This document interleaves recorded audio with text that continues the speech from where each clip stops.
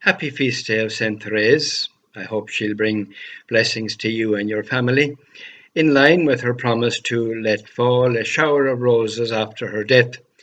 And she has been as good as her word, because countless people can testify to her help over the past century, including soldiers in the trenches during the First World War, to many of whom she actually appeared, as well as some of the bright intellectual lights of our age, people like Paul Claudel, Thomas Merton, Dorothy Day, Graham Greene, and a man called John Woo, a Chinese intellectual, who said of her, "If what she says is true, then even a man like me need not despair." But most of all, it's the ordinary people who have found in her a friend and inspiration as they go about their daily lives. Still today, she's a guiding light for many people and is recognised far and wide as a very special person who crosses all kinds of boundaries in her appeal. I've just returned from Rome, where the Discalced Carmelites held their general chapter, and one of the surprising announcements at the chapter was the news that UNESCO, the prestigious multinational cultural organisation, is to honour St. Therese in 2023 as part of a celebration of significant anniversaries that year. 2023 will be the 150th anniversary of Therese's birth. The Carmelite order was going to celebrate it anyway, because that year is also the centenary of her beatification, followed 2 years later with the centenary of her canonization in 1925. So the Carmelite order will engage in a 3-year rereading of St. Therese.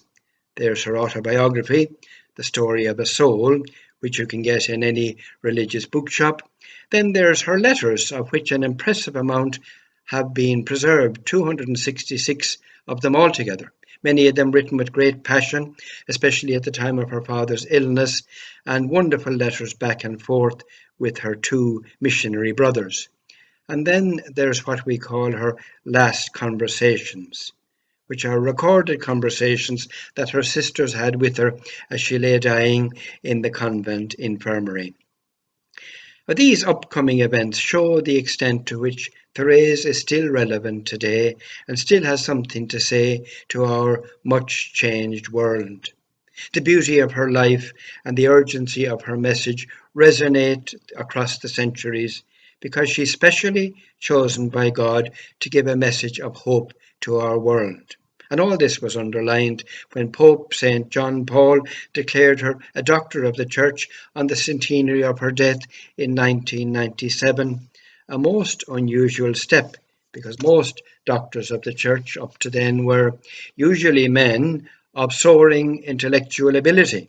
But the Church considered the message of Therese so unique and important that it wanted to give the strongest backing possible. The heart of that message is that God continues to be involved in our world, that He is irrevocably in love with each person in it, that each person is precious to Him, and that nobody need feel left out. Therese's intercession before God is a powerful source of blessing for each of us, because, as she said, she took God by the heart. Her unbounded trust in Him, through thick and thin, led her to expect everything from God, and He didn't disappoint her. And her plea to us is to place the same confidence in God. As she kept repeating, we can never have too much confidence in the good God. He is so mighty and so merciful. She brings holiness within the reach of us all, because she speaks of it as God's doing, not ours, if only we open our hearts to His gift and look to Him with the heart of a child, with great trust and expectation. That's the core of her little way. There's one thing sure, in Therese, you and I have a friend in heaven.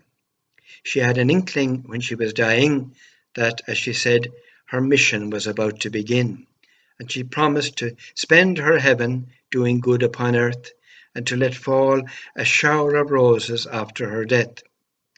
So bring her your troubles today. Ask her if she were in your shoes with your problems, what she would do and how she would cope. She won't let you down. Little flower, show your power in the middle of the hour, which was the prayer of an old nun I knew. If you feel God has forgotten you, Therese will assure you that he hasn't. If you feel you haven't it in you to be good, she'll show you that you have. And if you feel that you can't make a go of the Christian life because circumstances are against you, she'll tell you that everything is a grace and that you can love God anywhere, whatever the circumstances. Most of all, she'll help you to feel at home with God, because she never tires of telling us, and I repeat it for the last time, we can never have too much confidence in the good God. He is so mighty and so merciful.